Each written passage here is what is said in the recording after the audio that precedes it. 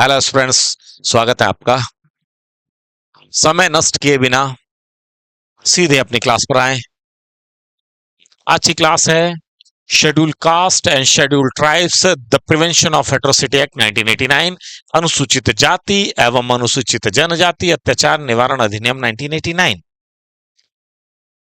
ये एक्ट सभी वकीलों को मालूम होना चाहिए, आम जनता को भी मालूम होना चाहिए।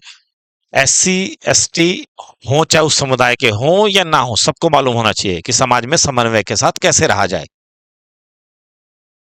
सोचिए, ये एक्ट 1989 में आया है, पर संवैधानिक उपबंध तो शुरू से ही रहे। जब से संविधान बना है, जब से ही उपबंध रहे हैं। आर्टिकल 14 कहता है इक्वलिटी होनी चाहिए, लेकिन इक्वलिटी नहीं होगी, इसलिए ये एक्ट लाने की एक बात उठी। आर्टिकल 15(4) कहता है कि स्पेशल रूल्स बनाया जाए, कुछ जो वीकर सेक्शन है उनके रूल्स बनाए जाए, जो सोशली और एजुकेशनल बैकवर्ड्स है, पर नहीं हुआ होगा। 17 कहता है अस्पृश्यता का उन्मूलन, और अनटचेबिलिटी तो हटी नहीं। 21 भी बोलता है कि डिग्निटी के साथ जीने का अधिकार है, पर ऐसा हुआ नहीं। आर्टिकल 46 कहता है कि राज्य को एजुकेशनल और इकोनॉमिक इंटरेस्ट हैं जो एससी एसटी के, उनको बढ़ाने के लिए स्टेप लेने चाहिए, पर ऐसा हुआ नहीं। आजादी के दौरान ही, आजादी के जस्ट बाद जब ये संविधान लेकर आया गया, तो ऐसे विचार रखे गए, लिखित रूप में उपबंध बनाए गए, ताकि समाज में एक रास्ता आ सके, समाज का विकास हो सके। लेकिन ऐसा नहीं हुआ। हिंदू समाज व्यवस्था में वर्ण व्यवस्था के आखिरी छोर पर शूद्र थे। उनकी इवेंचुअली स्थिति अच्छी नहीं थी। उनको देखते हुए ये कॉन्स्टिट्यूशनल ऐसे प्रोविजन लेके आना पड़ा, लेकिन उसके बावजूद भी स्थिति में सुधार नहीं आया, तो इसलिए 1989 में ये एक्ट लाना पड़ा। अब इस एक्ट में देखें कि एससी कौन है और एसटी कौन है। एसटी की जो एक सामाजिक रूप से डेफिनेशन जो मानी जाती है, जो वनों में रहने वाले हैं या जिनकी अपनी एक सामाजिक व्यवस्था है, जिनका अपना एक जीने का एक अलग ही पद्धति है। एससी कौन है? एससी वो है जो वर्ण व्यवस्था के सबसे निचले पायदान पर, जिन्हें शूद्र कहा जाता है, इवेंचुअली वही एससी में फॉल होते हैं। संवैधानिक रूप से इसका उल्लेख 366 के 24 में एससी का और 366 के 25 में, यानी अनुच्छेद 366 में ही एससी और एसटी का दिया हुआ है, उल्लेख किया गया है। अब आते हैं कि इस एक्ट को लाने की जरूरत क्या पड़ी। इस एक्ट को लाने की जरूरत इसलिए पड़ी क्योंकि हमारे संवैधानिक उपबंध उतने सुदृढ़ रूप से कार्य नहीं कर सके। लेकिन आईपीसी भी तो था। आईपीसी के जरिए ऐसे ऑफेंसेस को डील क्यों नहीं किया गया? आईपीसी तो था, लेकिन आईपीसी स्पेशल, जब कोई ऑफेंस हो रहा है या फिर स्पेशल सिचुएशन है, तो स्पेशल ऑफेंस या स्पेशल सिचुएशन के लिए स्पेशल लॉ बनाने की जरूरत पड़ती है। या ऐसा भी हो सकता है कि जब ब्रिटिशर्स ने आईपीसी बनाया, तो उनके मन में इस प्रकार की कोई सोच ही ना रही हो कि इस आधार पर भी भारत में भेदभाव होता होगा, या अगर मन में भी है तो वो चाहते नहीं थे कि भारतीय समाज एकजुट हो सके। इस भेदभाव के आधार पर उनको एक दूसरे से दूर रखा जाए, ताकि उनके लिए कोई विरोध पैदा ना हो सके भविष्य में जाके। खैर, बहरहाल जो भी रहा हो, पर आईपीसी इनसफिशिएंट साबित हुआ, इसलिए ये एक्ट लेकर आया गया। इस एक्ट में भी 2 बार अमेंडमेंट हुई, 2015 में और 2018 में। जैसा कि समय समय पर अत्याचारों की डेफिनेशन में इंप्रूवमेंट की कोशिश की गई, एडिशन की कोशिश की गई। क्यों? क्योंकि नए नए तौर तरीके उत्पीड़न के आने लगे हैं।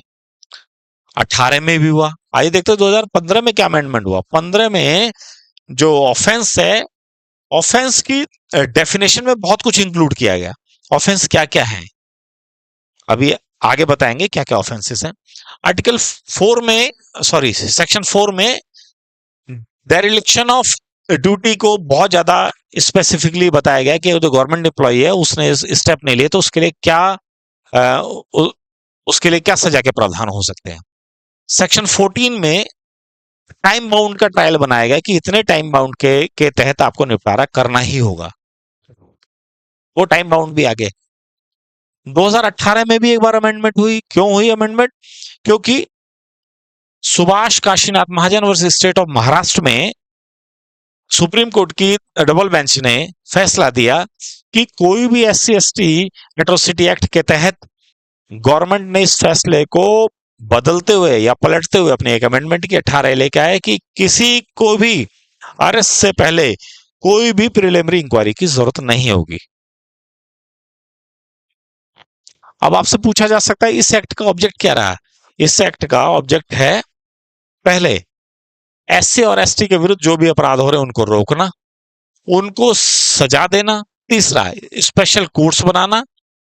चौथा, विक्टिम को और विटनेस को रिलीफ और रिहेबिलिटेशन कराना। ये चार ऑब्जेक्ट है। आपसे सवाल पूछा जा सकता है इस एक्ट का उद्देश्य क्या रहा।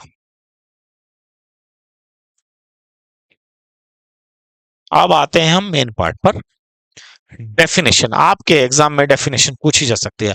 आप डेफिनेशन को बिल्कुल शब्दशः रट नहीं सकते। क्यों नहीं रट सकते? क्योंकि बहुत बड़ी डेफिनेशन है, लेकिन उसको शॉर्ट रूप में यहां बताया गया। अगर आप शॉर्ट रूप में भी लिखेंगे तो भी आपको मार्क्स मिलेंगे। क्या कहता है? कहता क्या है कि किसी व्यक्ति को जो एस सी एस टी समुदाय का है उसको ऐसे खाद्य पदार्थ खाने के लिए देना जो खाया नहीं जा सकता, या कुछ उसको ऐसी चीजें देना, ऐसे भोजन के लिए देना, फोर्स करना उसको, जो ठीक नहीं है, जो स्वास्थ्य के लिए भी ठीक नहीं है और जो खाया भी नहीं जाता सामाजिक रूप से। और या उस समुदाय के व्यक्तियों का सोशल या इकोनॉमिकल बाइकआउट करना, जमीनों से बेदखल करना, फिजिकल असॉल्ट करना, सेक्सुअल असॉल्ट करना, ह्यूमिलेशन करना, उनको सार्वजनिक जो जगह है, मंदिर हैं, कुएं हैं या और कोई सार्वजनिक जगह वहां जाने से रोकना, या उनको उनके कॉन्स्टिट्यूशनल राइट्स जैसे कि इलेक्शन में भाग लेने का, वोट देने का अधिकार से रोकना, या उनको इंटेंशनली इंसल्ट करना, धमकाना, इंटिमेट्स करना, या उनको abuse with in a public view, यानी सबके सामने उनको जातिगत आधार पर गाली देना। ये एट्रोसिटी की डेफिनेशंस में आते हैं। अब देखते हैं, कहता है कि सजा क्या होगी। देखिए सजा देखते हैं। सजा कहता है कि इसके तहत नॉन बेलेबल सजाएं बनाएगी और cognisable, cognisable, non bailable. Cognisable का अर्थ होता है जो खुद ही जिसका कॉग्नाइजेस लिया जा सकता है, और नॉन बेलेबल, नॉन बेलेबल का अर्थ ये नहीं है कि बेल नहीं मिलेगी। बेल मिलेगी पर उसके लिए अलग से प्रावधान होंगे। सीधे बेल नहीं मिलेगी। सीधे बेल ना मिलने का मतलब कि कोई जो पुलिस अथॉरिटी या एग्जीक्यूटिव लेवल का व्यक्ति बेल नहीं देगा। बेल मिलेगी तो कोर्ट से मिलेगी, ये होता है नॉन बेलेबल का अर्थ। और सेक्शन 5 में कहा गया है कि सब्सिक्वेंट, यानी एक बार से अधिक आपने इस तरह का कोई ऑफेंस किया तो आपको सजा इनहेंस रूप में मिलेगी, यानी सजा ज्यादा मिलेगी। अब आते हैं सीधे सेक्शंस पर। सेक्शन 4 कहता है यदि कोई पब्लिक सर्वेंट हो और वह एस सी एस टी नहीं है और उसने अपनी ड्यूटी को विलफुली नेग्लेक्ट किया तो उसको भी सजा है, 6 महीने तक की सजा है। ध्यान रखिएगा, आप ऑफिसर बन जाएं और इस तरीके का अपराध ना करें, ध्यान रखें। Presumption as to offence, section 8 कहता है कि अगर accused, if the accused knew that victim belong to SC and ST community, victim के बारे में ये जानकारी है कि वो, एक्यूज को जानकारी है कि एसटी एससी समुदाय से है, फिर भी उसने ऐसा किया, तो कोर्ट में प्रिज्यूम, कोर्ट ये मानेगी कि हाँ इसने जानबूझ के किया है। और यदि कोई ऐसा व्यक्ति है जो बार बार ऑफेंसेस में जाए या ऑफेंस करे, या जो एट्रोसिटी की डेफिनेशन में बार बार उसके एक्ट फॉल हो रहे हो, उसको स्पेशल है, उसको शेड्यूल एरिया और या ट्राइबल एरिया से बाहर किया जा सकता है। आप ट्राइबल एरिया क्या है, शेड्यूल एरिया क्या है, ये आप कॉन्स्टिट्यूशनल कोई उपबंध देखना, उसमें मिलेगी, कॉन्स्टिट्यूशन की बुक में मिलेगी, आप उसको चेक करना। यहाँ इसकी बस ये जानिए, शेड्यूल एरिया और ट्राइबल एरिया से उसको बाहर किया जा सकता है। स्पीडी ट्रायल, स्पीडी ट्रायल के लिए स्पेशल कोर्ट्स बनाई गई सेक्शन 14 में। अपील 14 में कहता है कि अपील विद इन 90 दिन में होनी चाहिए और मैक्सिमम सफिशिएंट कॉज हो तो 180, ये 80 नहीं है, ये 180 है।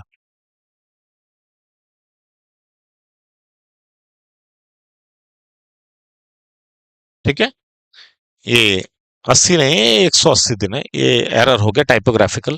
कहता है कि अपील 90 से 180 दिन के बीच की जानी चाहिए और ऐसे मामलों के निपटारों के लिए स्पेशल पब्लिक प्रोसिक्यूटर और या एक्सक्लूसिव पब्लिक प्रोसिक्यूटर को अपॉइंट किया जा सकता है सेक्शन 15 में। ठीक है जी।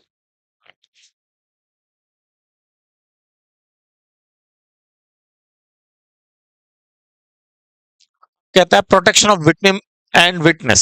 सेक्शन 15 ये कहता है कि इंश्योर किया जाए कि विक्टिम को या विटनेस को धमकाया न जाए, और यदि ऐसा लगता है कि उसके जीवन को नुकसान पहुंच सकता है या उसका अपमान किया जा सकता है, विक्टिम का भी और विटनेस का भी, तो उसको रिलोकेट किया जाए, उसको उस जगह से हटा सकते हैं। या जुडिशियल, जब तक मुकदमा चल रहा है, जब तक उसकी डिग्निटी और उसके राइट्स का ध्यान रखा जाना, इंश्योर किया जाना चाहिए, या नहीं। और जो कोई प्रोसीडिंग चल रही है और उसको लगता है कि इसको सुरक्षा दी जानी चाहिए, इसको रिलोकेट किया जाना चाहिए, तो जब तक उसका ट्रायल चल रहा है तब तक के लिए उसको सुरक्षा भी दी जा सकती है।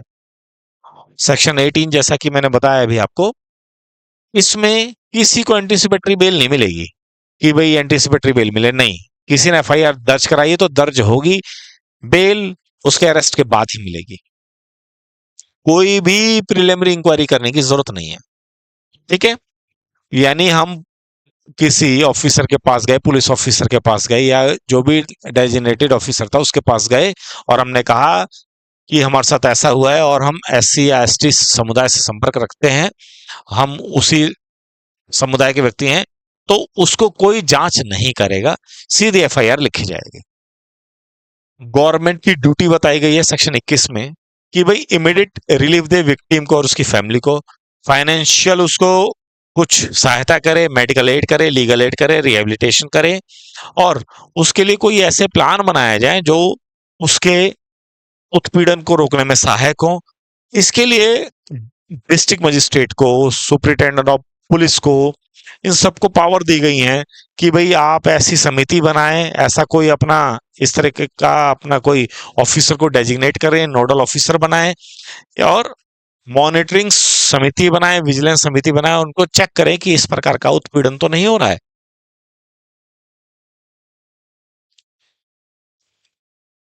दो हमारे केस लॉ हैं, अभी मैंने आपको बताया था, सुभाष काशीनाथ महाजन और स्टेट ऑफ महाराष्ट्र 2018 का, जिसके तहत प्रिलिमिनरी इंक्वायरी की रिक्वायरमेंट को हटा दी गई, इंपोज की गई थी लेकिन हटा दी गई बाद में जब अमेंडमेंट लाया गया 2018 में। तो इसको इसलिए लिखना जरूरी है क्योंकि ये बड़ा ही डिस्प्यूटेड रहा।